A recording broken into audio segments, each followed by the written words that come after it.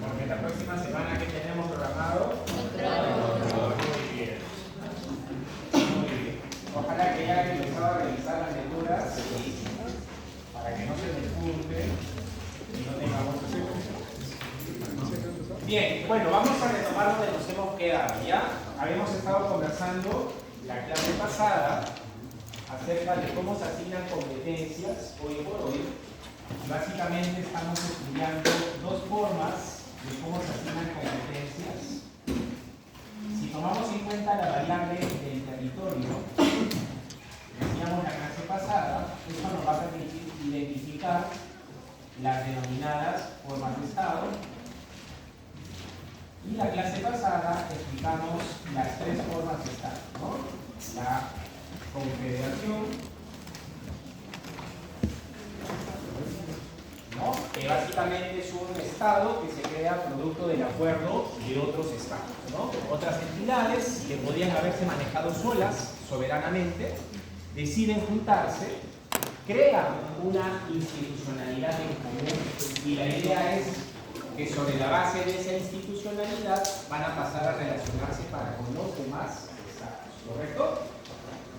No olvidemos, sin embargo, que en una confederación los estados van a conservar, van a mantener esa misma soberanía que ejercieron para agruparse. La consecuencia de conservar o mantener esa soberanía va a ser que así como soberanamente se juntaron para crear esa institucionalidad común, soberanamente también los estados van a tomar la decisión eventualmente. Y la consecuencia de ello es que la confederación no está destinada necesariamente a ser permanente. Podría entonces en algún momento eventualmente desaparecer. ¿Correcto? No tiene esa vocación de permanencia, ¿ok? No pretende ser constante. Por su parte, sin embargo, tenemos como segunda forma de estado que ya hemos trabajado el estado federal. ¿Bien? No olvidemos que el Estado federal va a compartir una característica con la confederación, solamente una. Y esa característica tiene que ver con el hecho de que en un Estado federal el origen es semejante al de la confederación. Las entidades que se juntan podrían haberse manejado cada una por su lado. Sin embargo, toman la decisión de agruparse, crean esta organización en común, pero hay una gran diferencia. Una vez que tomaron esa decisión soberana, dejan de ser soberanos y pasan a ser autónomos, ¿verdad? ¿Qué significa esto?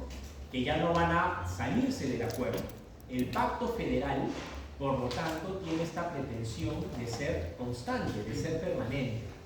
Esto significa entonces que a diferencia de una confederación, en algún momento podría eventualmente desaparecer. En el caso del Estado federal, no necesariamente esto va a ser así, porque por lo menos jurídicamente la constitución de un Estado federal no va a contemplar, no va a establecer, no va a prever el camino, los requisitos, el procedimiento que corresponda a seguir para efectos de salirse del pacto. Es decir, el pacto federal es permanente.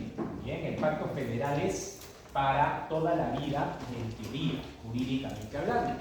Porque esto no significa que política o fácticamente no pueda suceder que un Estado miembro, que un Estado federado, se quiera salir del acuerdo. Ese fenómeno no está jurídicamente contemplado, no está previsto que suceda, no se busca que ocurra, pero política o fácticamente podría pasar. Y ese fenómeno, en virtud del cual un Estado federado o un Estado miembro toma la decisión de salirse, producto de una guerra civil, por ejemplo, se llama, en un Estado federal, eso se denomina secesión, ¿correcto? Fenómeno político, jurídicamente no deseado, jurídicamente no esperado, jurídicamente no permitido, pero política o fácticamente podría eventualmente presentarse y estaríamos entonces ante una secesión. ¿Estamos claros hasta allí? Lo otro que también comentamos es que en un Estado federal no es una regla, pero suele pasar que los Estados federados o los Estados miembros de un Estado federal tengan su propia constitución, a pesar de que hay una constitución de todo el Estado federal. Esto porque es posible Porque no olvidemos que los estados federales nacen producto del acuerdo de otros estados que tranquilamente podían haberse manejado solos. Esto quiere decir que en principio, dentro de cada estado federado, dentro de cada estado miembro, reside un poder constituyente. Esto da lugar a entender o permitir que en un estado federal los estados miembros o federados eventualmente puedan contar a su vez con su propia constitución. Más esta constitución que los estados federados o los estados miembros van a contar o van a tener, se tiene que sujetar a los alcances de la constitución federal, ¿correcto? Del estado grande que ellos mismos han decidido crear. ¿Está claro hasta allí? ¿Se entiende? Muy bien, y el último esquema o la última forma de estado que vimos era la del estado unitario. El nombre ya de por sí es bastante gráfico de lo que caracteriza esta forma de organización del poder. Se le denomina estado unitario porque no olvidemos que para empezar, desde su propio origen es una sola voluntad. Desde su origen, el estado unitario está asentado, soportado en una sola voluntad. ¿Bien? Una sola voluntad es la que soporta, la que sostiene el estado unitario. Es decir, una sola comunidad, un solo pueblo que toma la decisión de no juntarse con otros, sino de ellos solos crearse o surgir como un estado independiente. En la preocupación del estado unitario, dado su origen único, es mantener esa unidad, a pesar de que vamos a contar con provincias, con regiones, con departamentos o con distritos. Es decir, la preocupación del estado unitario es que sin perjuicio de la necesidad que va a haber de organizar el poder a lo largo del territorio, esas organizaciones que se van a crear no vayan en contra o en detrimento de la unidad del Estado. Esa preocupación, como les comentaba en la clase pasada, conduce a que tradicionalmente se asumiera, o condujo que tradicionalmente se asumiera, que un Estado unitario tiene que ser centralizado. Para conservar la unidad, que todo se decida en un centro y lugar. Para que así esos espacios territoriales que se van a reconocer, provincias, regiones, departamentos, distritos, no tomen decisiones que vayan en detrimento de la unidad del Estado. ¿Correcto? Entonces se va a asumir, se va a creer que la mejor manera de conservar esa unidad es adoptando la posición de ser centralizada y que todo se haga, se decida desde un solo lugar. ¿Correcto? Vamos a ver, sin embargo, ya en la clase de hoy que efectivamente puede ser que un Estado unitario sea centralizado, mas no es la única fórmula posible. Hay otras alternativas, cada una de las cuales puede ofrecer mayor o menor margen de acción a las entidades territoriales. ¿De acuerdo? Mayor o menor margen de acción. Antes de pasar entonces a lo que nos interesa para la clase de hoy día, que son estas diferencias entre centralización, desconcentración y descentralización. Solamente recordarles otra cosa que les comenté en la clase pasada. Yo les decía que en un estado federal, los estados federados o estados miembros podrían eventualmente tomar la decisión fácticamente o políticamente de querer salirse del acuerdo federal. Y en un estado federal, yo les hacía recordar que eso se denomina secesión, ¿correcto? En un estado unitario no estamos libres de que, a pesar de esa preocupación por conservar la unidad, una región, un departamento, pretenda salirse de la unidad del Estado y aparecer como un Estado independiente. Jurídicamente no se va a contemplar tampoco ese camino. La constitución de un Estado unitario no va a contemplar, no va a establecer cuáles son los requisitos, el procedimiento para que un Estado, para que una región o un departamento se salga del pacto, se salga del acuerdo de la unidad con la que nació el Estado. No tenemos un procedimiento, jurídicamente no lo vamos a querer, pero insisto, como en un Estado federal, política fácticamente, eso no significa que no pueda suceder. Si sucediera, eso se denomina en un Estado unitario separatismo. Mientras en un Estado federal, recordábamos en la clase ahora al inicio, eso se llama secesión, en un Estado unitario esto se denomina separatismo. ¿Ya? Separatismo. Y vamos a ver, quizá ahora que estamos en etapa electoral, que en algunas regiones, quién sabe, en algunas provincias, quién sabe, hayan algunos partidos. Dada la cantidad de partidos que vamos a tener para el 2026, habrá que estar atentos. ¿Qué partidos quizá plantean alguna noción, alguna idea o propuesta separatista? Ya lo hemos tenido antes. Antes ya hemos tenido partidos que en su discurso político esbozan la posibilidad de que alguna región, provincia, salga como Estado independiente. En su momento, por ejemplo, había un partido en Loreto que esbozaba como parte de su planteamiento eso, ¿no? Que Loreto apareciera, surgiera, se desprendiera del Estado peruano. Eso es un esfuerzo político. Jurídicamente no es posible. Sí. Doctor, usted al inicio de clase, o bueno, al inicio del ciclo mencionó justo un ejemplo de Estado federal, donde uno debería considerar como tal. A ver. ¿Podría decirse que ahí hay una idea separatista o no? No exactamente. ¿Por qué? A ver, lo que pasa es esto. Buena referencia de hace algunas semanas atrás. Hace algunos años, el gobierno regional de Puno tomó la decisión de declararse, el gobierno regional de Puno se declaraba gobierno federal quechua aymara. ¿Ya? Gobierno federal quechua aymara. No necesariamente es un intento separatista, porque no es que por declararse gobierno federal pretendieran salirse del Estado peruano. Lo cuestionable de esa decisión era que rompía con la organización unitaria del Estado, porque como organización unitaria que somos, tenemos que manejar esa unidad en la propia organización territorial, desde las regiones hasta las municipalidades. Y que en Puno se declarase gobierno federal rompe con esa forma de organización del poder, ¿se entiende? Entonces, lo que mal había quizá entendido Puno, el gobierno regional de Puno, quizá había malinterpretado su autonomía. Es decir, quizá malentendida su autonomía como capacidad de autorregulación, quizá pensaron que dentro de las decisiones que pueden adoptar dentro de esa autonomía está adoptar una forma de organización del poder como la federal. El detalle es que esa competencia, esa definición, esa decisión no está dentro del ámbito de lo que un gobierno regional o un gobierno local pueda hacer. Eso está a nivel nacional, a nivel de la unidad. ¿Se entiende? ¿Qué quiero decir con esto?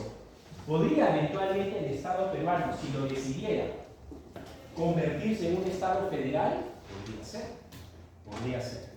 Pero eso tendría que ser una decisión general, que sea de aplicación a todo el territorio, porque es un solo Estado, es una unidad.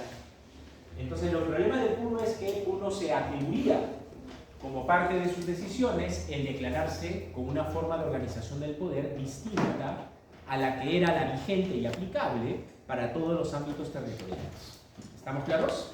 Por eso es que al final esa decisión de hecho no prospera, no va más allá, porque claramente era una decisión que iba en contra de la unidad del Estado y que violaba la Constitución, porque no era una decisión que les era de la competencia de un gobierno regional.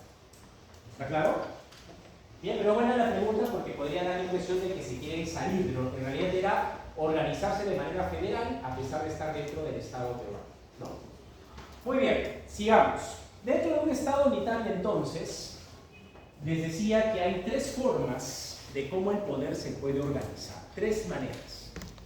Puede organizarse a través de la centralización, puede organizarse a través de la desconcentración y se puede organizar a través de la descentralización. La centralización, desconcentración y descentralización son niveles, ¿bien? Niveles de cómo le vas a ir reconociendo más o poco a poco mayor margen de acción a las entidades de la periferia de la capital, valga decir, regiones, departamentos, provincias o distritos. Repito, las diferencias entre centralización, desconcentración y descentralización es una diferencia respecto de cuál es el nivel de margen de acción, cuál es el nivel de decisión que le vas a reconocer dentro de la unidad del Estado a las entidades regionales, a las entidades locales, es decir, a las entidades de la periferia.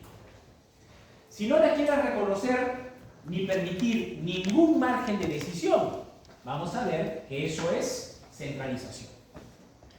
Si le quieres permitir un margen de ejercicio, mas no de decisión, desconcentración.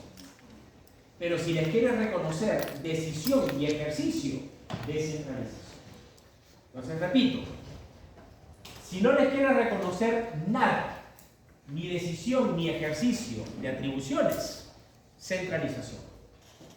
Si no le quieres reconocer decisión, pero sí ejercicio, desconcentración. Les quieres reconocer decisión y ejercicio, vamos por la descentralización. ¿Ya? Repito. Si tú a estas entidades de la periferia, a las entidades regionales o a las entidades locales, no les quieres reconocer ningún margen, ni de decisión, ni de ejercicio, apostamos por la centralización.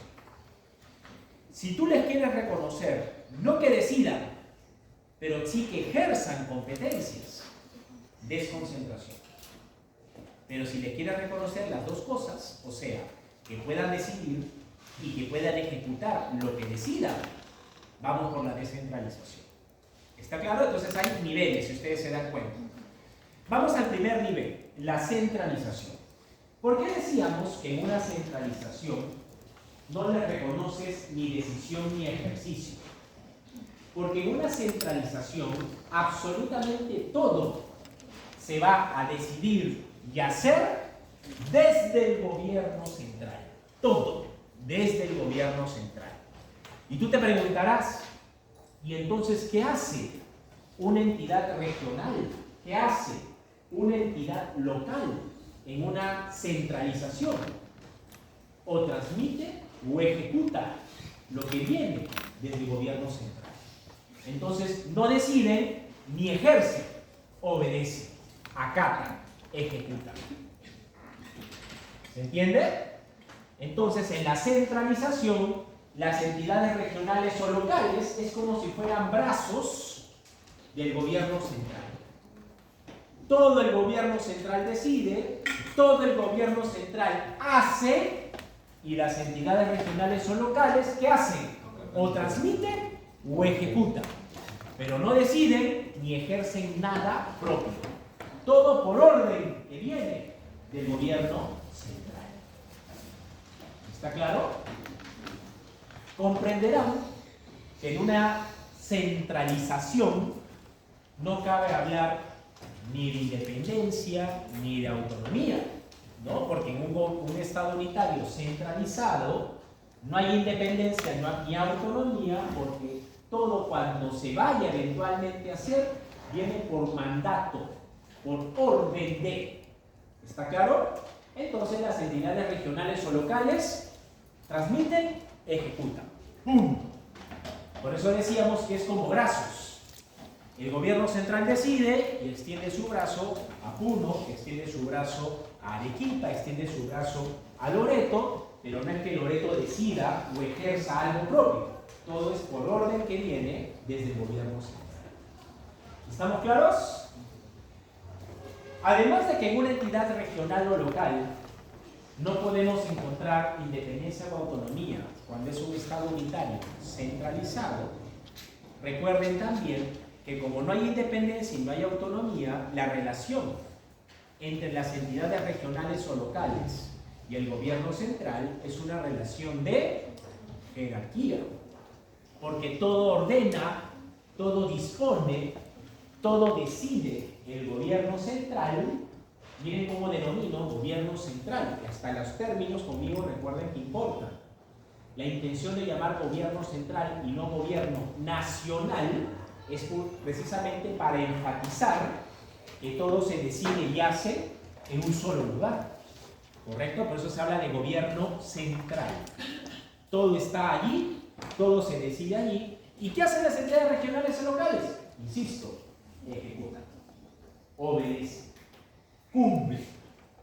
¿Deciden? No. ¿Ejercen algo propio? Tampoco. Cumplen, ejecutan, transmiten, obedecen. ¿Está claro? ¿Se entiende? Vale. Pero podríamos en un estado unitario dar un pasito más, quizá no tan importante, es decir, no tan sustancialmente distinto, pero alguna diferencia puede haber. Y es que la otra alternativa es que apostemos por un estado unitario desconcentrado. ¿Qué tiene de particular un estado unitario desconcentrado? Primera característica, las competencias en un estado unitario desconcentrado, no todas, pero algunas competencias en un estado unitario desconcentrado se van a delegar. Por eso, para que vean que todo hay un orden en el curso. Y ahora, cuando yo te digo que en un estado unitario desconcentrado las competencias se delegan, ya sabes a qué me estoy refiriendo, ¿verdad? ¿Cómo es una competencia delegable? ¿Cómo dice, doctora, por favor, otra vez?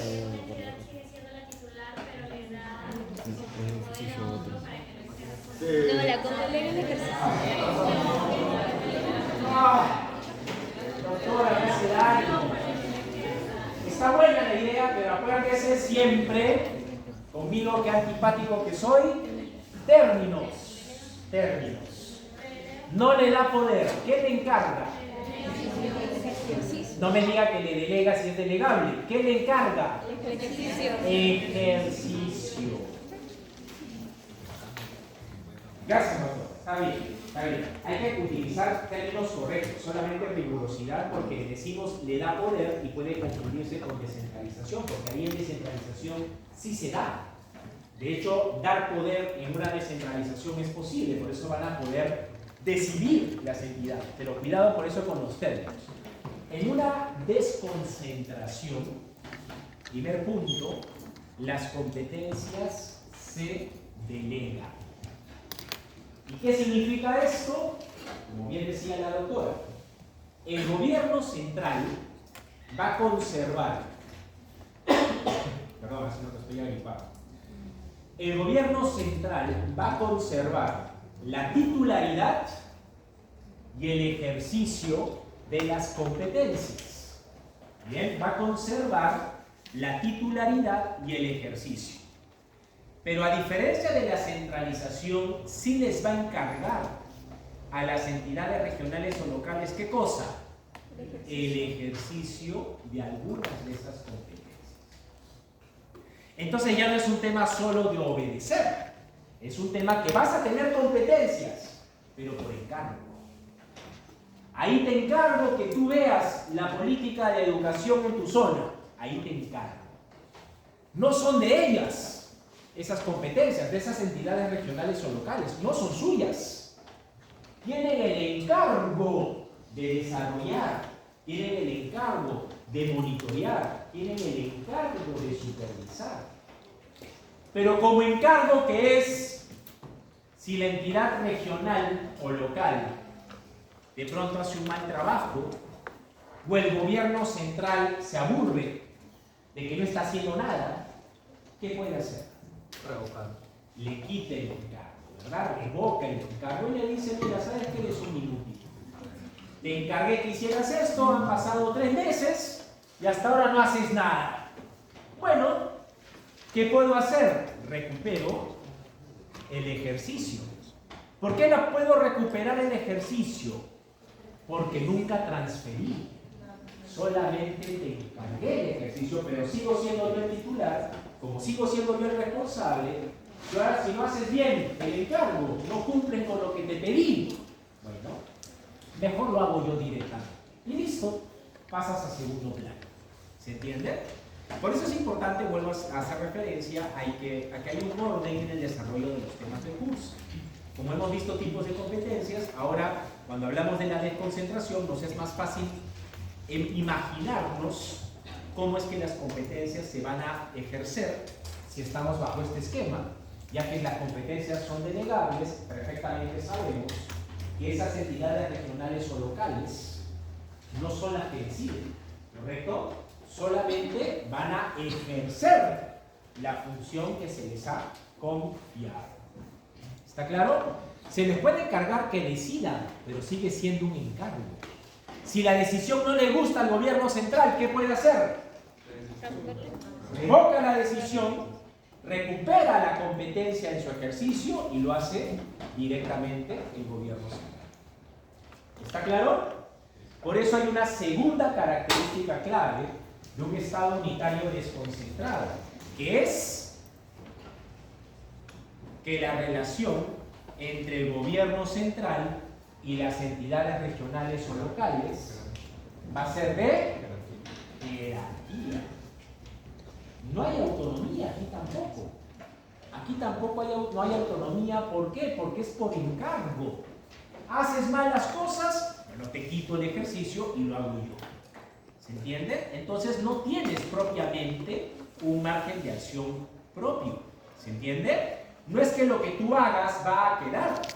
Lo que tú hagas, si a mí no me gusta, como tú estás inferior jerárquicamente a mí, yo me impongo y hago lo que creo mejor. Por lo tanto, no tienes autonomía porque yo decido incluso, o puedo decidir incluso por encima de lo que tú puedas haber ejercido. ¿Y por qué lo puedo hacer? Vuelvo a decir, porque la competencia nunca fue tuya. Yo te encargué que hicieras algo, y si no me gusta el encargo, lo que hiciste con el encargo, lo hago yo directamente. ¿Estamos claros? ¿Estamos claros? Entonces, primera característica, delegación de competencias. Segunda característica, hay subordinación. Cero autonomía aquí. Y por lo tanto, si el gobierno central choca, como decía, no le gusta, discrepa con la forma o manera como la entidad regional o local ejerció la competencia, el gobierno central está en capacidad de imponerse. ¿Por qué? Porque ahí aplicamos el principio de jerarquía. Para ponerlo en términos domésticos, desconcentración es, por ejemplo, lo que hacen los bancos con las agencias bancarias. El razonamiento es exactamente el mismo. Tú tienes la sede central del banco. Comprenderán que para el banco no le es eficiente que todo se haga en la sede central, ¿correcto? Entonces, para facilitar el desarrollo de sus labores o sus prestaciones o sus servicios, lo que hace la sede central del banco es crear agencias en varios puntos del país. Hasta más de una agencia en un distrito puedes encontrar. Hasta 2 agencias con una diferencia de 2 cuadras o 3 cuadras. ¿Por qué hacen eso? Porque lo que quieren, miren el nombre, es desconcentrar sus operaciones para que no tengas colas inmensas en la sede central del banco. Pero si la agencia bancaria no funciona, no tiene demanda suficiente o meten la pata cada rato, la sede central del banco en un santiamén la cierra y crea otra agencia en otro lado o no crea ninguna otra agencia más. ¿Por qué puede hacer eso la sede central del banco? Porque las competencias, las funciones son de la sede central. Las agencias ejercen funciones que la sede central les encarga. De hecho, hay operaciones que tú vas a querer hacer en una agencia y te van a decir, lo siento, acá no, tiene que ir a la sede central. Tú dirás, pero maldita sea, ¿por qué? Porque para la sede central puede ser que esa función no es susceptible de ser delegada a una agencia. Quizá por su magnitud debe ser desarrollada todavía por la sede central. En el caso de las franquicias también operaría lo mismo. No es exactamente lo mismo, porque las franquicias tienen una relación empresarial diferente. Porque tú en las franquicias incluso les transfieres el know-how. Pero claro, vas a tener una vinculación con la marca principal. ¿Pero por qué digo transfieres? Porque quien es titular de la franquicia se hace responsable, y ahí viene la diferencia, de lo que vaya a hacer. En una sede central del banco no funciona así. En una sede central del banco, tú denuncias a la agencia porque ha hecho una mala prestación, se va a la sede central del banco, es el banco el denunciado, no la agencia. ¿Se entiende? En una franquicia, como pasó por ejemplo en su momento con Domino's Pizza hace muchos años, correcto, pero te das cuenta que sigue la empresa laborando y aquí puede ser que se haya cerrado. ¿Se entiende? Porque una cosa es la franquicia que opera ya y la puede cerrar, y otra cosa es lo que sucede con la sede principal. Ahora, podríamos sin embargo dar un pasito más. ¿Bien? Podríamos dar un pasito más. Otro pasito más sería descentralizar.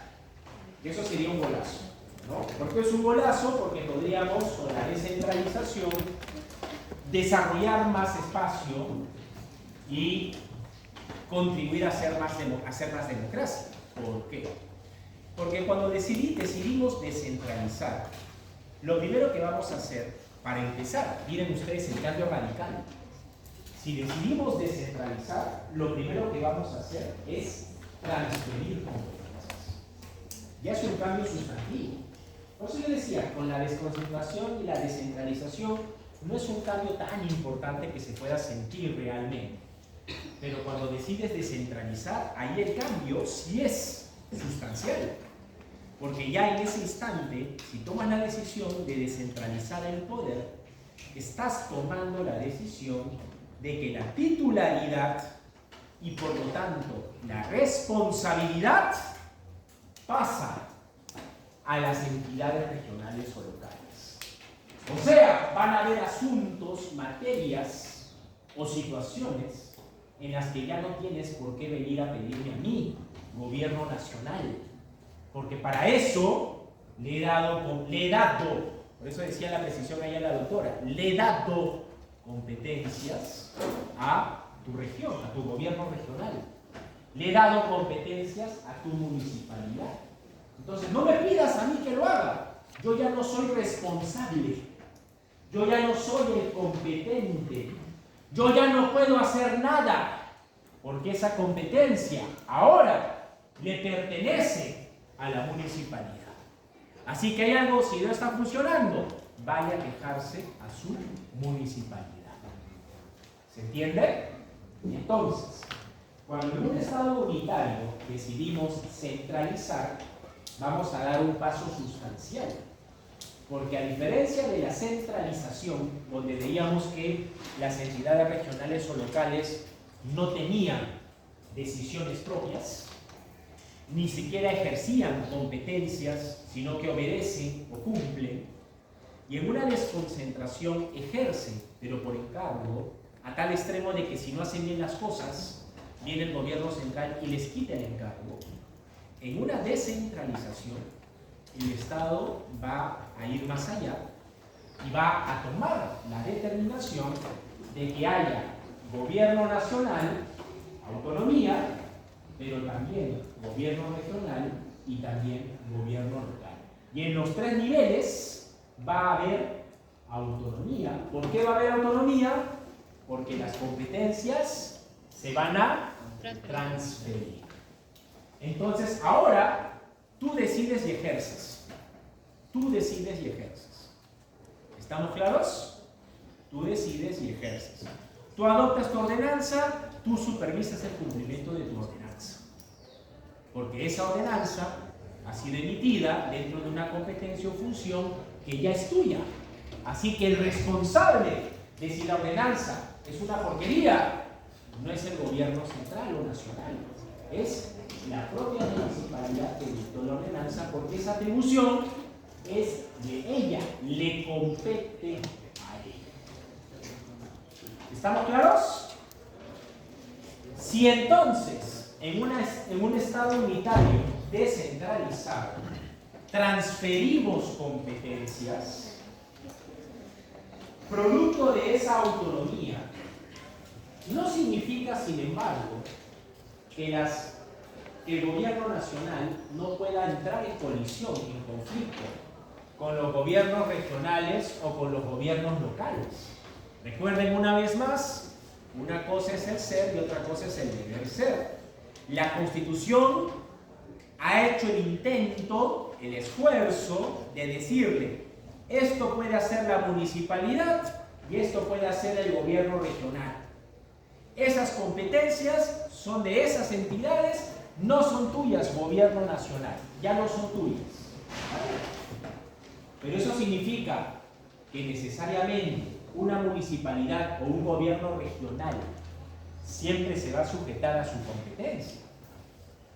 Lamentablemente, la realidad supera la ficción y pueden haber zonas grises donde esa delimitación de qué es lo que te compete o lo que no te compete es una zona gris.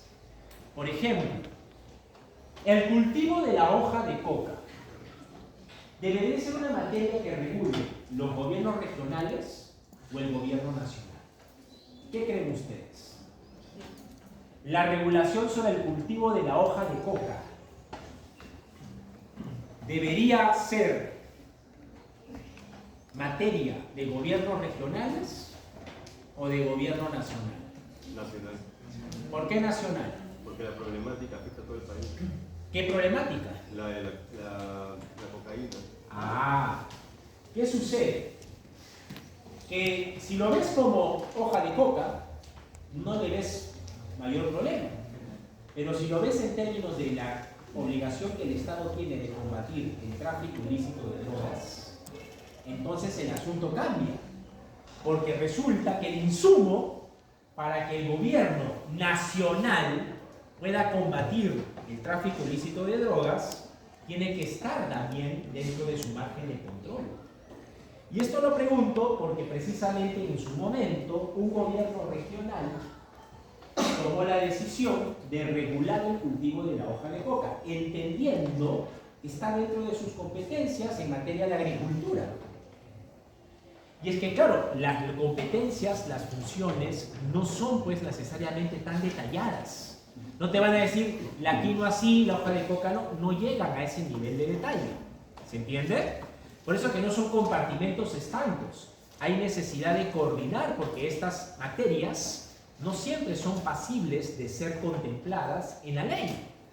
Entonces, el gobierno regional de Huánuco entendía que como él es el encargado de velar por el desarrollo de su espacio en el nivel o el sector agricultura, dijo, bueno, como a mí me atañe el desarrollo agrícola de mi zona, entiendo que como parte del desarrollo agrícola es que yo regule el cultivo de la coca.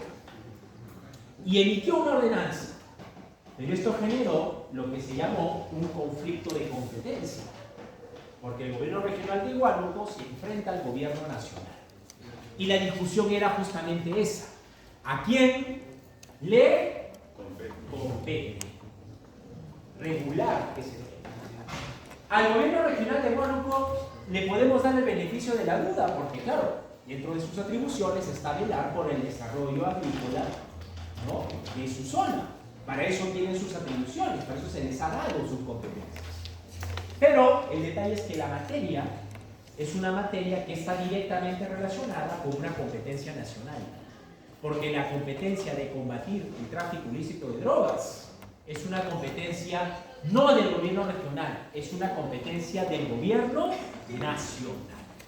Ergo, se presentó un proceso competencial y el Tribunal Constitucional dijo, efectivamente, a quien le compete del regular el cultivo de la coca es al gobierno nacional, porque ese es el insumo importante, necesario, para que el gobierno nacional vele por la competencia que le asiste de combatir el tráfico ilícito de drogas. Sí, quería preguntar si eso tenía, o sea, esa conclusión sería parecida a la del ejemplo de la lectura que nos mandó, que también dio el Tribunal Constitucional, que dijo que los gobiernos regionales o locales no debían confundir autonomía con soberanía. Claro, lo que pasa es que esa autonomía es dentro de las competencias que son propias. Y por eso es necesario que haya control. sea, por eso existe el proceso competencial, que es el proceso que existe para que el Tribunal Constitucional dirima controversias, por ejemplo, entre las municipalidades, gobiernos regionales y el gobierno nacional. ¿Por qué existe ese proceso? Porque es la forma como el Estado tiene que velar por su unidad, independientemente o a pesar de que las municipalidades y los gobiernos regionales tengan sus propias competencias. ¿Se entiende? Entonces, para conservar esa unidad, tenemos que velar porque cada quien haga lo que le corresponde. Tenemos certeza, garantía, de que una municipalidad siempre va a hacer lo que le compete y no va a cruzar la línea y se va a meter en la competencia de un gobierno regional o un gobierno o el gobierno nacional. No tenemos garantía. Por eso necesitamos, lo vimos en el curso, ¿qué cosa? Control. Y el mecanismo de control, por ejemplo, en este caso, es el proceso competencial. Disculpe, esta pregunta suena un poco fuera de tema, pero me da la curiosidad si España contaría como un Estado descentralizado. Lo que pasa es que España tiene es un esquema de un Estado unitario descentralizado, pero está conformado de una manera radicalmente distinta a nosotros en un aspecto.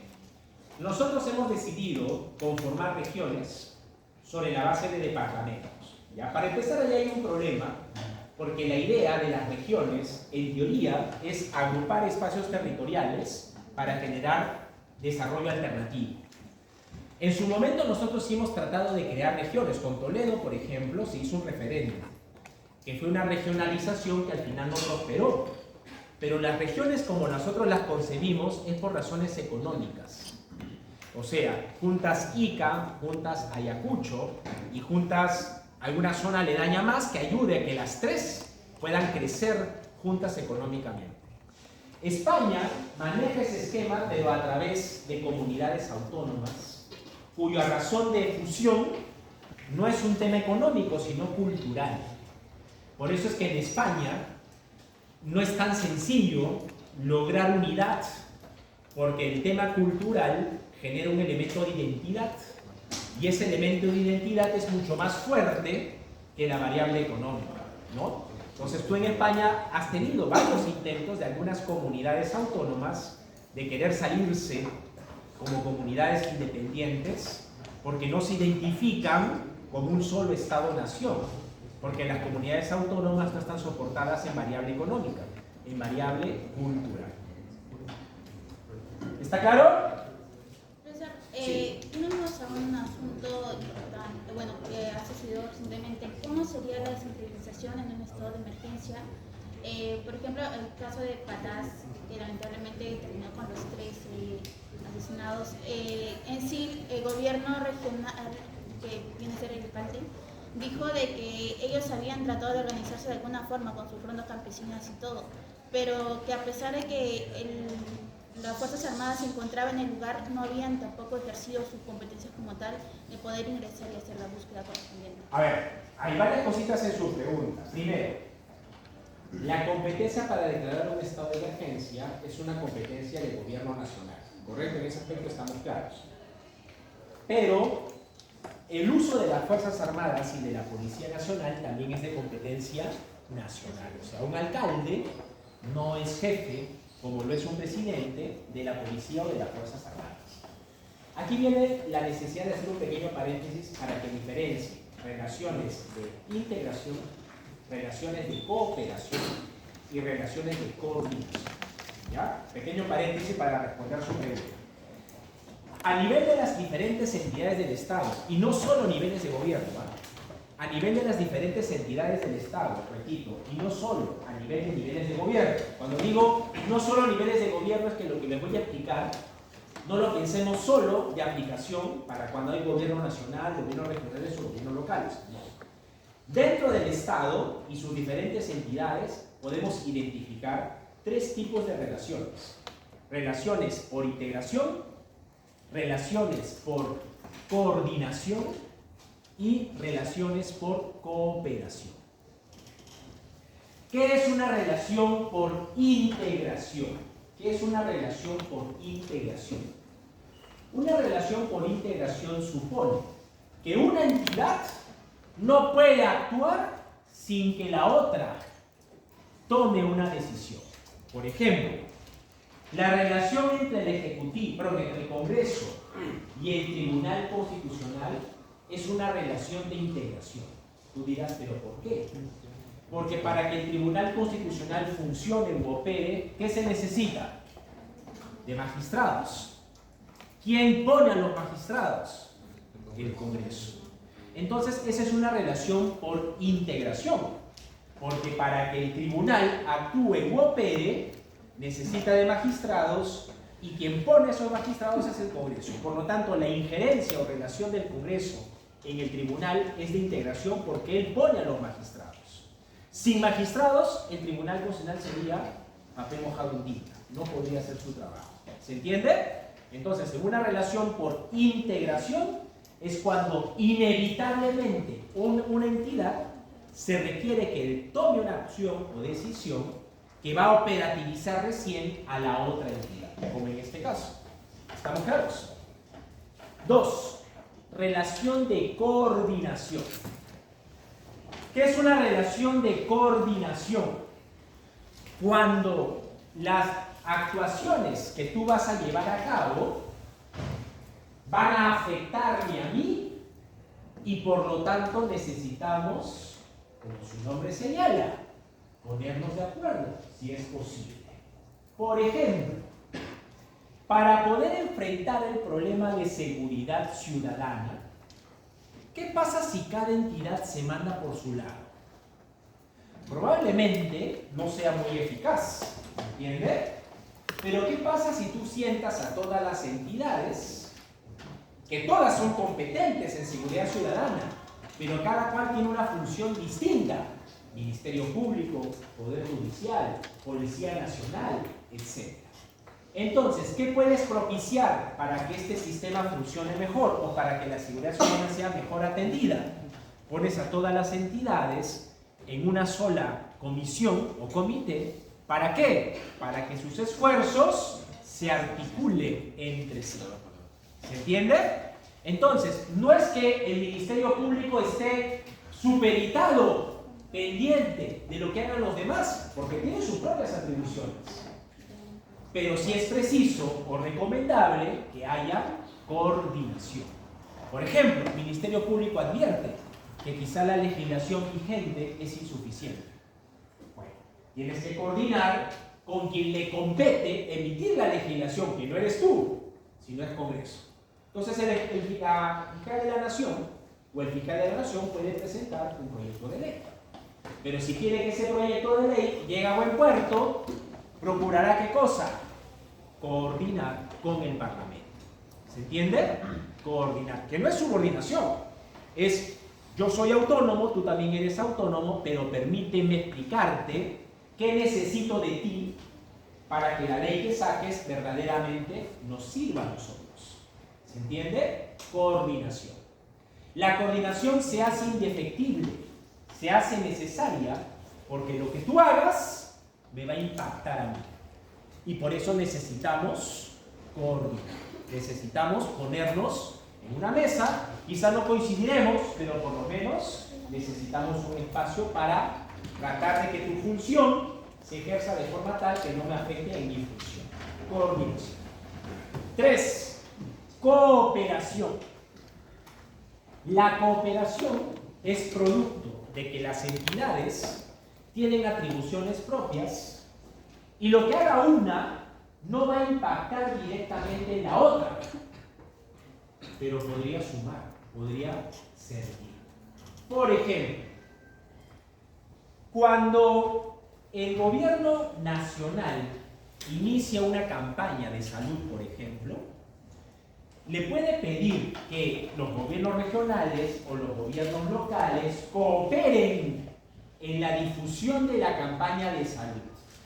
¿Está obligado el gobierno regional o local? No. Lo que haga el gobierno regional o local condiciona lo que el gobierno nacional quiere hacer, tampoco. Pero si el gobierno regional o local ayuda, suma, le va a servir para que la política nacional sea más efectiva. No necesito gobierno nacional, no necesito de la municipalidad ni del gobierno regional. No necesito, es decir, no tengo por qué coordinar. Pero sí les puedo solicitar, ¿qué cosa? Su cooperación. ¿Y qué implica cooperar? Ayudar. ¿Estás obligado? No estás obligado. A diferencia de la coordinación, que sí lo tienes que hacer porque sus funciones están relacionadas, vinculadas. ¿Está claro?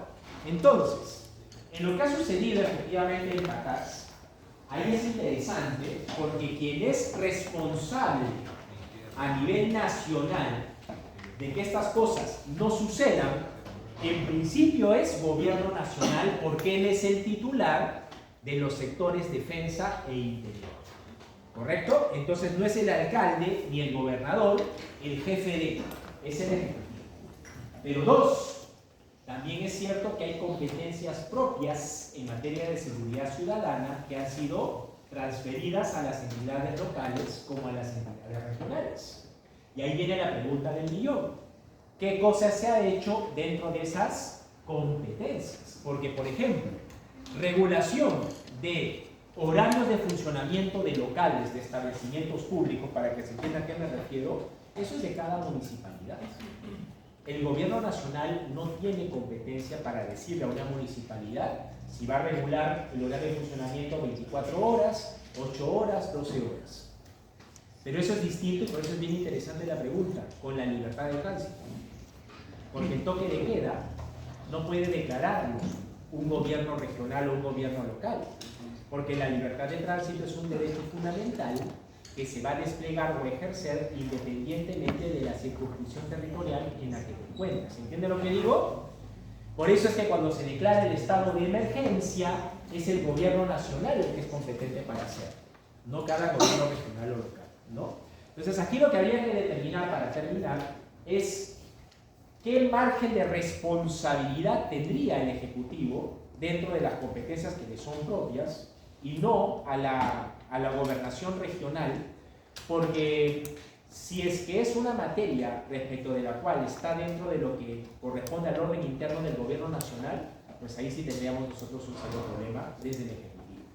De hecho, el Congreso de la República lo entiende así, y por eso es que presuntamente se estaría cocinando un voto de censura contra Adrián Cerda, justamente por lo de Patás. Entonces ahí viene el detalle a lo que yo me refería. Las competencias no siempre son susceptibles de definirse con tanta claridad. Y por eso es importante entender que dentro del Estado hay relaciones de integración, de cooperación y de coordinación, porque no es como un tablero de ajedrez en lo que todo esté claramente definido. Habrá materias en las que habrá que coordinar, habrá materias en las que no necesito coordinar y habrán otras materias en las que puedo pedir la cooperación. Doctor, debido a lo que pasó en Patás, ¿usted vería con buenos ojos, tal como pidió el Gobierno Regional de la Libertad, que se declare estado de sitio? El estado de sitio no se podría declarar, porque la declaratoria del estado de sitio responde a causales muy específicas, que son guerra exterior, guerra interna o invasión. O sea, el ministro del Interior está metiendo flores. 100%.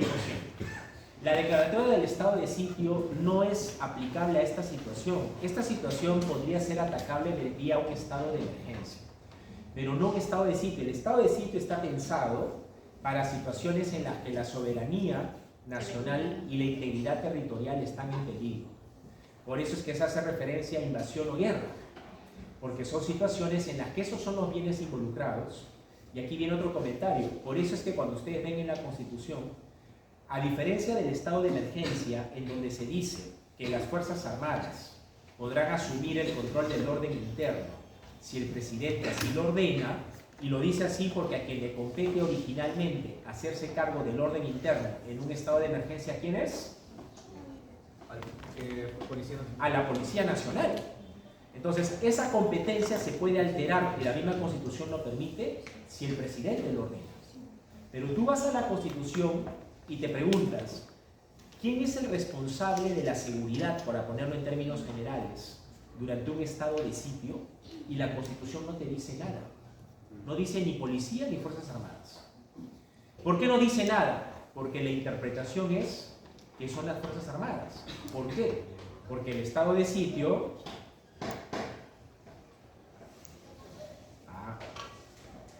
Doctora, cuando me va a bostezar se me tapa la boca, por favor, mi querida doctora. Ya le he dicho varias veces. Entonces, cuando se declara el estado de sitio, las causales, como son guerra, invasión o peligro inminente de que se vayan a producir, estamos hablando de causales que ponen en amenaza o afectan la seguridad y defensa nacional. ¿A quién le atañe esa soberanía, esa independencia, esa integridad territorial? Fuerzas Armadas. Por eso la Constitución no dice nada, porque se entiende que son las Fuerzas Armadas las competentes. ¿Está claro? Entonces ahí sí es una patinada. No sé si floro, porque puede ser que no sea floro, sino ignorancia, lo cual es peor. ¿No? Lo cual es peor, porque floro es, sabes, pero estás vendiendo humo.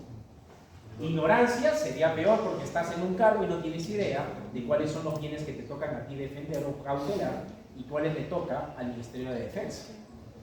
Entonces eso sería peor. Yo quisiera pensar que... Es que me temo que creo que no es flor. Me temo que es ignorancia. Porque no todo el mundo lo tiene tan claro, ¿eh? Aunque nos sorprenda, no todo el mundo lo tiene tan claro. Pero tú ahí tendrán también asesores constitucionalistas, son que están acá. Pero el asesor no decide. Se lo digo por experiencia. El asesor no decide, por eso se llama asesor. Tú le dices, maestro, jefe, como le llames, por favor, tenga en cuenta esto. No lo haga. ¿Y qué te va a decir? Hijo, a mí me decía, hijo, no te preocupes, esto ya está decidido. A mí me pasó en el Congreso, para hacer corta la historia, yo era asesor de un parlamentario y se estaba discutiendo un tema de justicia militar, que es un tema que yo conozco porque tengo varios libros al respecto, entonces sí sé de justicia militar. Y se estaba debatiendo un tema de justicia militar. Entonces yo sentía que tenía la autoridad para recomendarles cómo plantear el debate. Y no voy a decir nombres, pero una congresista volteó y me dijo, este tema yo lo conversé con tu padre, así que ya no hay nada que tengas que discutir al respecto. Bueno, mi padre pues es el militar, pues, ha sido congresista también y demás. Entonces yo volteo y veo a mi jefe, que era el congresista al que yo asesoraba, y mi jefe se me acercó porque vio que yo estaba molesto en realidad, ¿no? Pero se me acercó y me dijo, hijo, no te preocupes, este es un tema político. Jurídicamente tendrás todos los argumentos, pero políticamente se va a trabajar y se va a manejar. En otras palabras, lo que me quiso dar a entender es, hasta aquí llegaste, porque esta decisión no depende de los argumentos que tú des, porque depende de la posición política y la bancada. Eso está bien, eso no está mal, pero es duro. O sea, yo les digo porque cuando yo era asesor en el Congreso tenía 23 años, 24 años. Entonces yo tuve, como muchos jóvenes, salimos pensando que vamos a cambiar el mundo. Entonces yo estaba en el Congreso y decía, yo me ponía así la camiseta y decía, no, iba a pelear en las comisiones, peleaba en el pleno, le decía al congresista, no diga esto, yo era muy así. Y poco a poco comencé a hacer hígado y proteger el hígado, porque al principio sí te choca el ser consciente que están haciendo algo malo, pero así es la política. Si políticamente se pusieron de acuerdo por X razón, que sí va a ser así, a pesar de los argumentos constitucionales que tú podías dar, hasta ahí llegas. Tú lo que te toca es, ya hice mi chamba, pues ¿qué más puedo hacer si mi chamba es asesor? El asesor, no, ojo, y eso pasa hasta el Tribunal Constitucional, porque ustedes pensarán, Congreso. No. Los magistrados del Tribunal Constitucional también pueden tener, desde su particular razonamiento, ya una posición adoptada. Y el asesor les puede decir los pros y contras de su posición, pero si el magistrado está convencido, no lo vas a sacar de su pensamiento, de su razonamiento, y va. Entonces el asesor tiene su margen de acción, como su nombre señala, hasta ahí. Le dices, esto hay que hacer, tenga cuidado con esto, las ventajas, desventajas, pero la decisión. Y eso es bueno que lo haya preguntado porque a mí me pasaba, por mi padre sobre todo, que me decían, oye, pero si tú eres constitucionalista, si eres asesor parlamentario, si has trabajado en varios temas de constitucional, ¿por qué no hablas con tu padre? Y me decía, pero claro, yo no soy, o sea, yo le puedo decir muchas cosas, pero tampoco es que sea su jefe o le voy a ordenar qué decir y qué hacer. Si pasa en una relación así tan cercana como un padre, imagínate una relación laboral donde el jefe te ve a ti como su ayudante, su colaborador, su asesor, pero el que se hace responsable por lo que decida no vas a ser tú tampoco, va a ser él. Entonces él tiene que medituar hasta qué punto se casa con la decisión que está adoptando, no tú. O sea, tú puedes asesorarlo, incluso decirle, sí, apruébelo nomás. Y te puede decir no, porque puede ser más inteligente y darse cuenta que puede traer cola. Entonces, hasta en ese aspecto, mejor es ser consciente que tú llegas hasta ahí. No lo digo porque ahí mi querido doctor Puntica, porque me ve el mundo de la política con buenos ojos. Hay que ser consciente que hay límites, lamentablemente, ¿no? Uno quisiera hacer muchas más cosas, pero ese es tu rol. Hasta ahí llega, no puedes hacer más. Muy bien, preguntas, dudas, inquietudes. Doctor. Entonces, ¿cuál sería una diferencia sustancial entre la concentración y la centralización? ¿La qué? Concentración y centralización. Pero la centralización es concentración, pues, porque todo se hace en un solo lugar. ¿Es lo mismo? Sí, claro. Lo contrario es desconcentración. De hecho, la centralización es como concentración, porque todo se decide y hace en un solo lugar, precisamente para evitar. ¿Y definir que hay centralización en el Perú está bien dicho? ¿Que hay qué? Centralización en nuestro país. Lo que pasa es que no todas las competencias son pasibles de descentralizarse. Por ejemplo, la competencia de emitir billetes y monedas, nunca la vas a poder descentralizar. O sea, hay competencias que inevitablemente deben quedar a nivel del gobierno nacional. Pero hay otras competencias que sí es posible descentralizar porque las regiones o los departamentos pueden estar en mejor capacidad para ejercerlas. Y es la razón por la cual se descentraliza. Porque son entidades que están más cerca de las necesidades que la población podría demandar y quién es mejor que ellas para atender esas necesidades. Por eso hay dos razones importantes para descentralizar. Una razón técnica y una razón política. La razón técnica es porque ahí la prestación de servicios se hace más eficaz y eficiente cuando se está más cerca de la necesidad. ¿Se entiende? Esa es una razón técnica. Si vas a brindar un servicio, qué mejor que estar cerca de la necesidad que demanda ese servicio para saber cómo brindar el servicio, cuándo brindar el servicio, bajo qué condiciones brindar el servicio. Razón técnica. Pero también es una razón política. ¿Por qué una razón política? Porque democracia no solamente implica que tengamos capacidad de tomar decisión en un solo espacio territorial.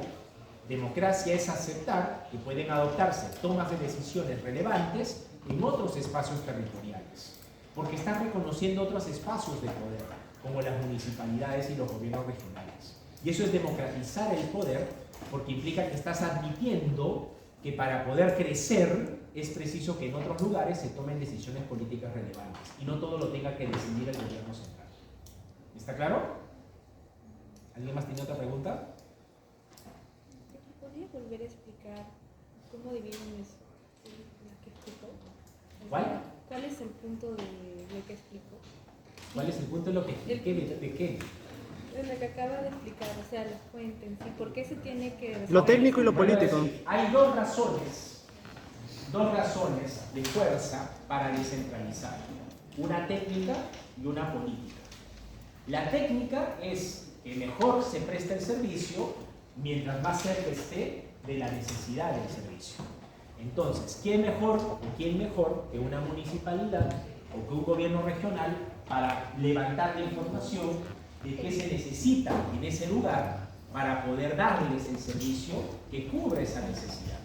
¿Correcto? Razón técnica. No siempre lo que se vea en el gobierno nacional calza con las necesidades de otro espacio territorial lejano. Por eso es que el argumento de carácter técnico es ese. ¿Dónde está la necesidad? Quien esté más cerca de la necesidad está en mejor capacidad de valorar qué servicio se necesita, bajo qué circunstancias o condiciones se debe dar el servicio. ¿Estamos claros? Y la otra razón es de carácter político, que tiene que ver con la democracia. Para que haya democracia se debe aceptar que el desarrollo no solamente debe venir desde un solo lugar, que sería la capital. Hacer democracia implica permitir que haya desarrollo en otros puntos del país.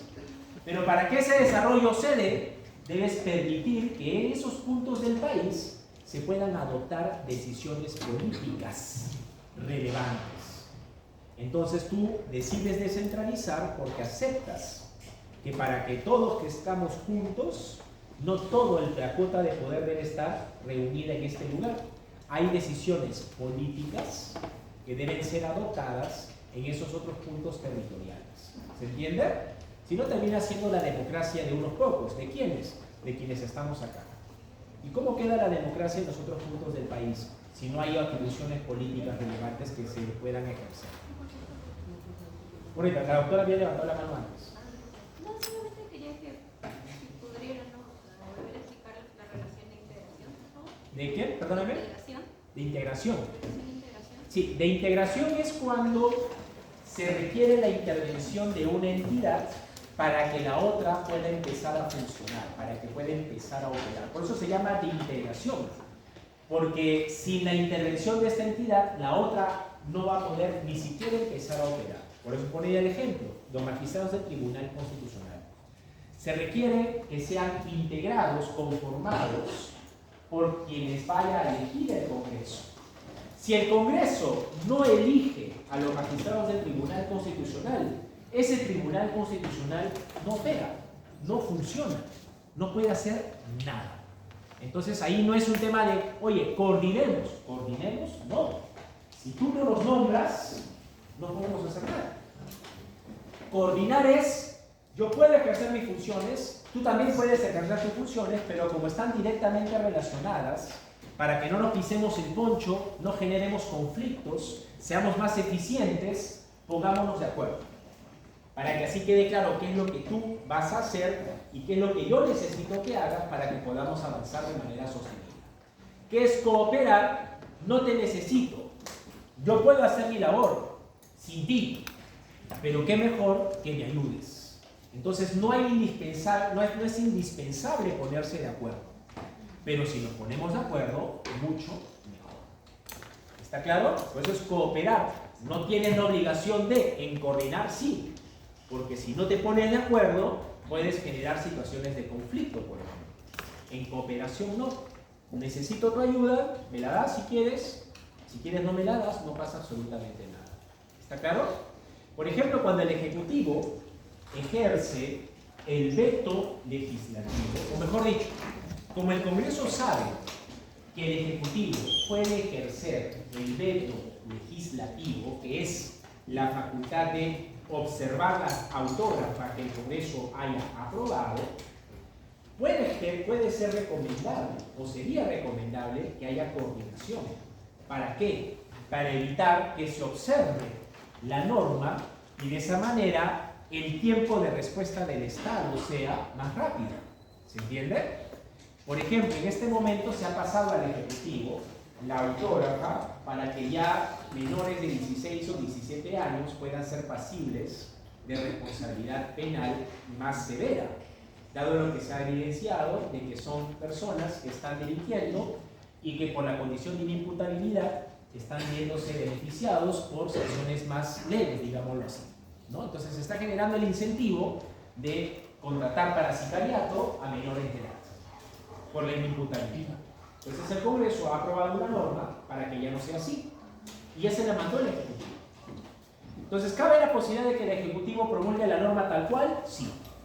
Pero también cabe la posibilidad de que el Ejecutivo haga ¿qué cosa?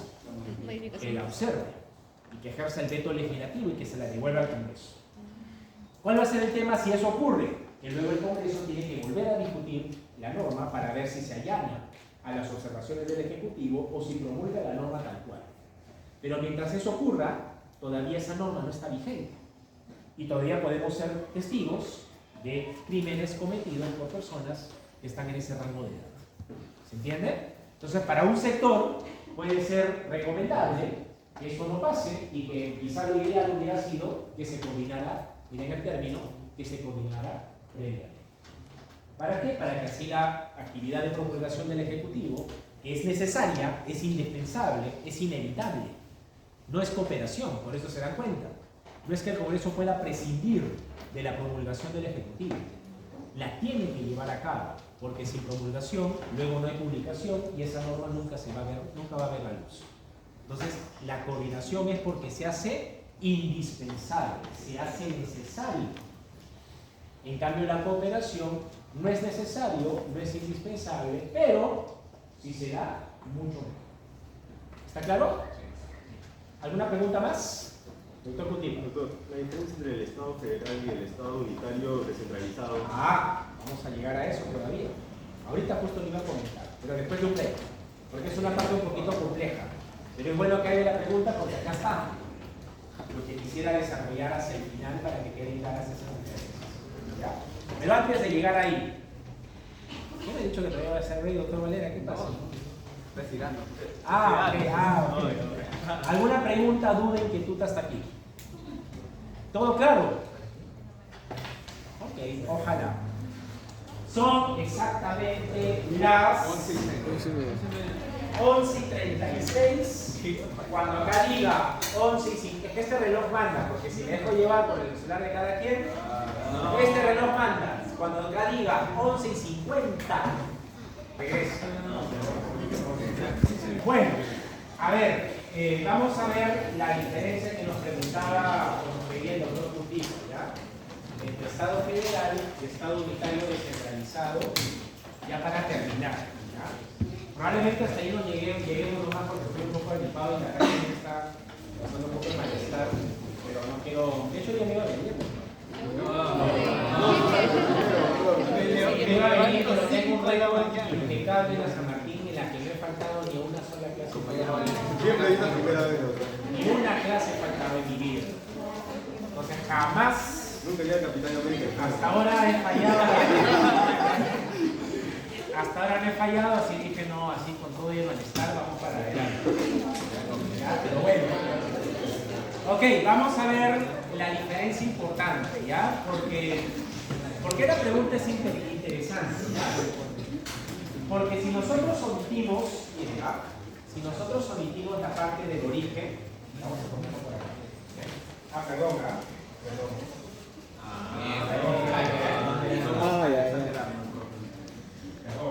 Cuidado con el arma ese. Oye, mañana ¿qué hora de Barcelona? ¿Qué? ¿Pasa o no pasa? Pasa. Todos somos cinco. Todos somos cinco. Todos somos cinco. Bueno, a ver, ¿por qué la pregunta que hacía el doctor Coutinho es válida?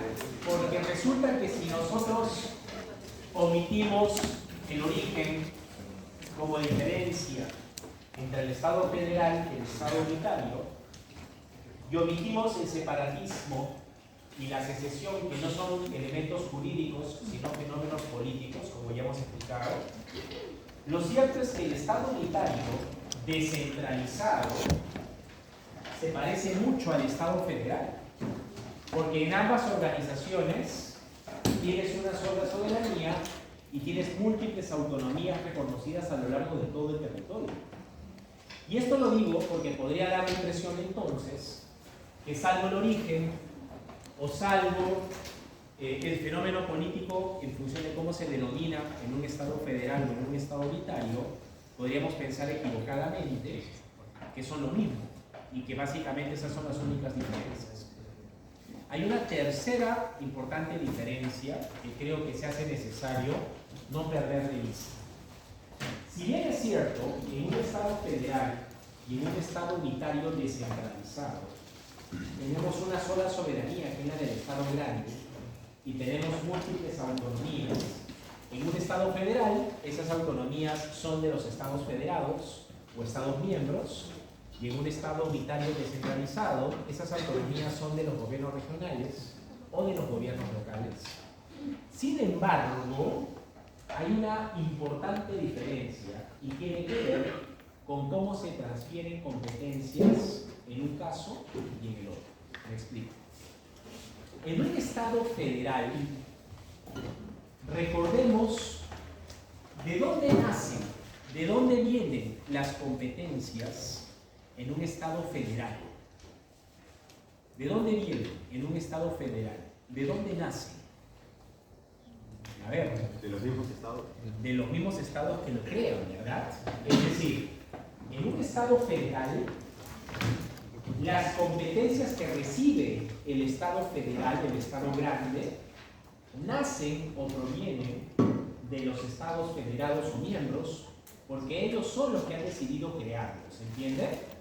Esto parece un asunto menor, pero créanme que no lo es, porque esto permite comprender una cosa muy importante. En un estado federal,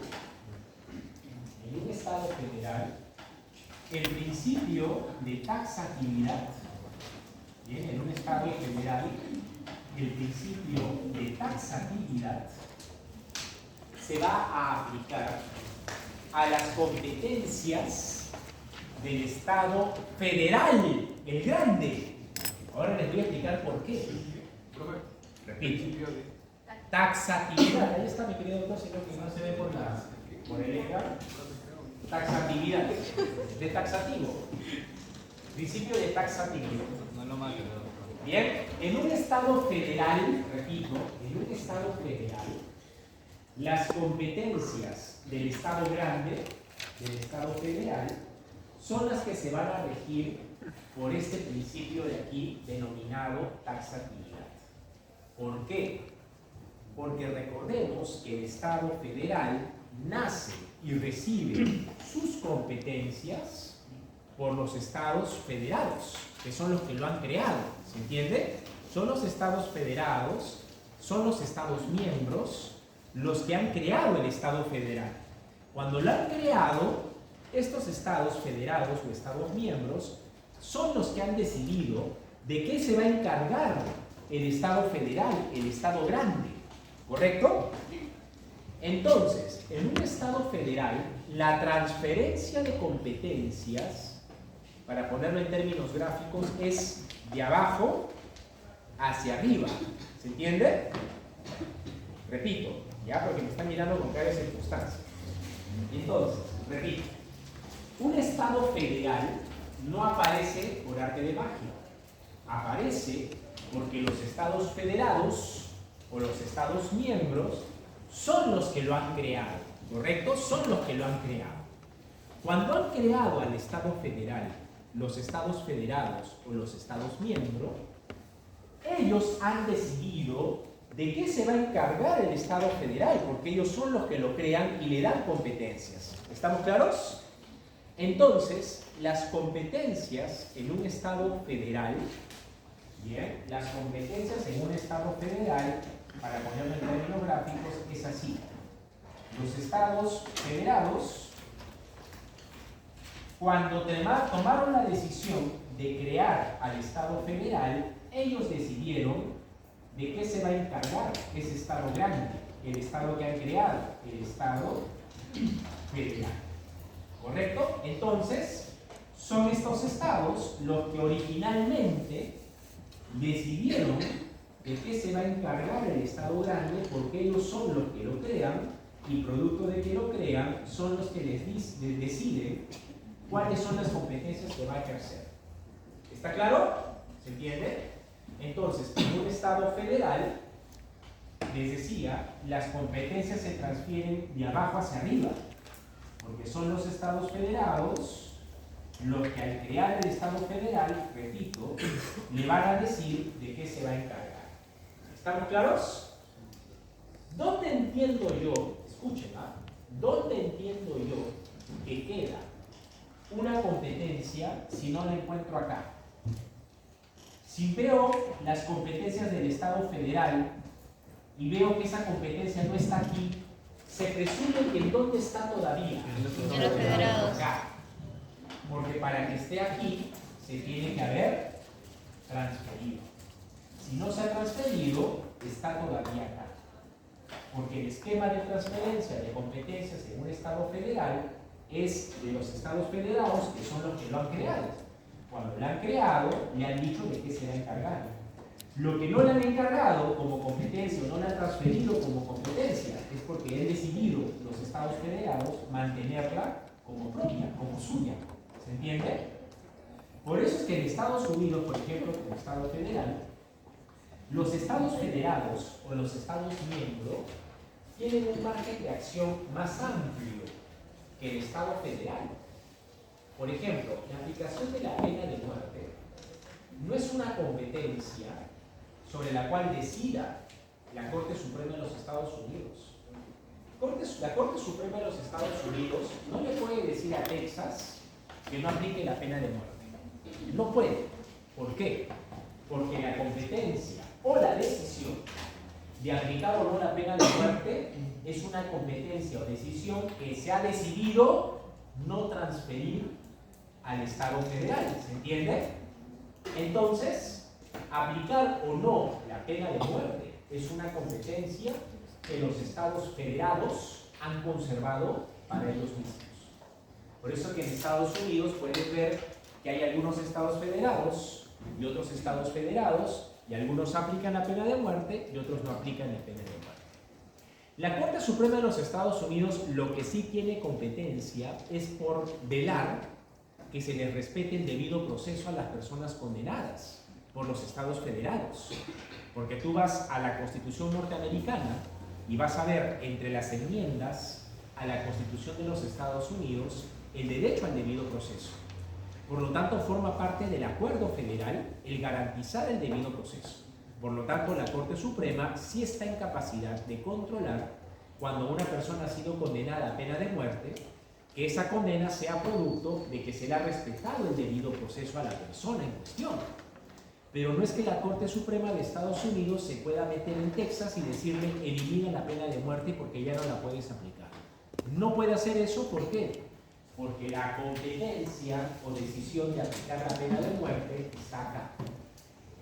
Para que la Corte Suprema pudiera decir eso, son los estados los que tendrían que tomar la decisión de ¿qué? De transferirse. Mientras eso no ocurra, esa competencia todavía se mantiene acá. ¿Se entiende? Otro ejemplo. La decisión de quiénes sí y quiénes no pueden contraer matrimonio, valga decir, parejas del mismo sexo, parejas de sexo diferente. Es otra materia respecto de la cual en Estados Unidos no se le ha conferido al Estado federal. Por eso que en Estados Unidos, dependiendo en qué estado te encuentres, se pueden casar, y en otros estados han tomado la decisión de que no se pueden casar. ¿Eso por qué? Porque esa decisión o esa competencia está acá. ¿Se entiende? No ha sido transferida al Estado federal. Entonces, para que una competencia esté aquí, tendría que haber sido traspasada expresamente de aquí a acá. Si acá no está la competencia, la presunción, se presume que esa competencia, ¿dónde está? En los estados federados. Ahora vamos a ver qué pasa en un estado unitario descentralizado. Tú tienes al gobierno nacional y tienes a los gobiernos regionales y los gobiernos locales, ¿correcto? En un estado unitario descentralizado. ¿Qué ocurre en un estado unitario descentralizado? Que es el gobierno nacional el que decide transferir competencias a los gobiernos regionales o locales, ¿correcto? Es el gobierno nacional, repito, el que transfiere competencias a los gobiernos regionales o locales. ¿Está claro? ¿Esto qué significa? Que las competencias para que estén aquí tendría que necesariamente haber pasado ¿qué? Para que una competencia esté aquí a nivel de municipalidad o a nivel de gobierno regional, ¿qué tendría que haber pasado sí o sí? El gobierno nacional la haya transferido. Si la competencia no la encuentro acá, presumo que ¿dónde está? El gobierno nacional. ¿Esto qué significa? El principio de taxatividad, ¿qué cosa es? El principio de taxatividad se remite a ver, ¿qué cosa es lo taxativo? Algo que está bien definido. Algo que está bien definido. Muy bien, ¿qué más? ¿Qué es lo taxativo? Esto ya deberían saber, ¿verdad? A estas alturas, porque hay regulaciones, normas que establecen conductas taxativamente. ¿Qué significa taxativo? Estrictamente. Estrictamente, ¿qué más?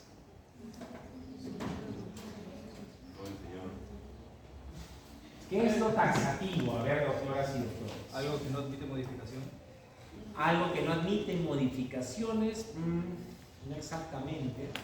Doctor, no sé si estoy equivocado, pero es el análisis en el contexto en el cual fue hecho. Algo No exactamente. Limitar, taxativo es limitar, es estricto. ¿Qué más? ¿Qué más te viene a la mente cuando decimos taxativo? ¿Enumerar las competencias específicas? Y son esas y no. ninguna más, ¿correcto? Por ejemplo, si yo le digo al doctor Egusquiza, tú vas a hacer 1, 2 y 3. Entiéndase que son estas funciones taxativas. ¿Qué significa? Concreto. Que son esas 3 y ninguna más. ¿Qué pasa si yo digo, el doctor Egusquiza va a ejercer estas funciones enunciativamente? Son 2 puntos, 1, 2, 3. Cuando digo enunciativo, ¿qué significa? Pero estás enunciando. ¿Qué mencionas el hecho? A ver. No, lo enunciativo es que te estoy señalando algunas, pero no son todas. Lo taxativo es que es eso y nada más. ¿Se entiende? Enunciativo es eso, pero no es todo. Te estoy enunciando, te estoy numerando algunas, pero no son todas. Por ejemplo, yo puedo decir, el derecho al debido proceso comprende enunciativamente la facultad de derecho a la defensa, al juez independiente, a la presunción de inocencia, entre otros. ¿Qué significa enunciativo? Que la lista no es cerrada. ¿Se entiende? Que la lista es abierta. Estoy numerando, enunciando algunos, pero no lo son todos. La lista es abierta.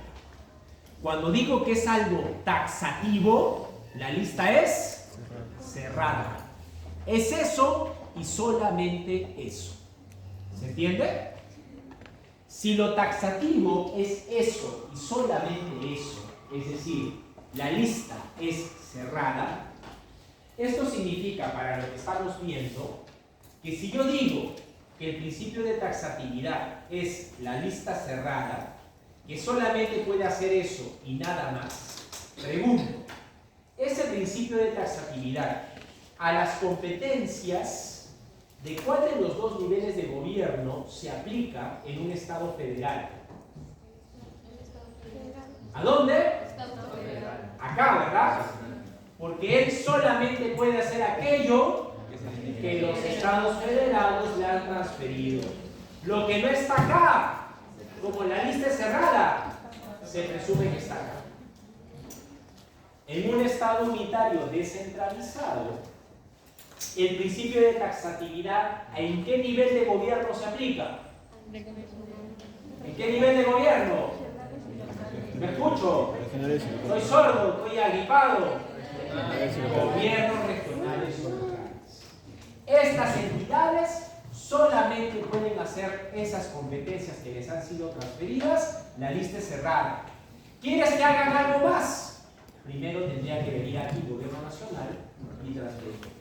La taxatividad, en el caso de un Estado unitario descentralizado, se aplica a las competencias de un gobierno regional o local. Y en el caso de un Estado federal, la taxatividad se aplica a las competencias de un Estado federal. ¿Y por qué es así? Pregunta del examen final. ¿Por qué? Olvídense de los dogmas. ¿Por qué es así? Explícame. ¿Por qué el principio de taxatividad en un Estado federal se aplica a las competencias del Estado federal? ¿Por qué? Doctora, sin leer, con sus palabras. Son los estados federales quienes delegan. ¿Son los que estados? Federados. ¿Federados? Los que delegan al Estado. ¿Los qué? Transfieren. Que delegan. Transfieren. Cero en la pregunta. Ahí está. Por eso, rigor conceptual. Si yo digo delego, mi querida doctora, ¿qué significa? Que no son del Estado federal esas competencias y que él solamente tiene encargado ¿qué cosa? el ejercicio. A ver, doctor Peña, para todos. La diferencia es que los estados federados de por sí nacieron independientemente y han tomado la decisión de conformar un estado federal y por ende han transferido las funciones en representación conjunta a la visión del estado como tal que lo representa a todos. Ok, por lo tanto, eso es. lo que no esté en el estado federal, Lo que no está en el estado federal se presume. No 20. No 2, porque son 10 preguntas. Tampoco se ilusionan, sino 2. Está bien. ¿En qué pasa en un estado unitario descentralizado? Doctora Vera, para todos. En un estado descentralizado es porque el gobierno nacional Unitario descentralizado. decide las facultades que se transfieren al gobierno regional o al gobierno local. Muy bien. Por ende, se presume que las facultades que no están en los gobiernos regionales o locales están en el gobierno nacional. 20. No, Dos. ¿Está claro? ¿Se entiende? Preguntas, dudas, inquietudes hasta aquí. Ok, con esto cerramos formas de Estado y la próxima semana entramos a sistemas de gobierno, parlamentario, presidencial. Eso debería ser rapidito porque se supone que hay una lectura que ustedes han revisado y que debe haber quedado suficientemente claro. ¿Ok? Nos vemos la próxima semana. Muchas gracias.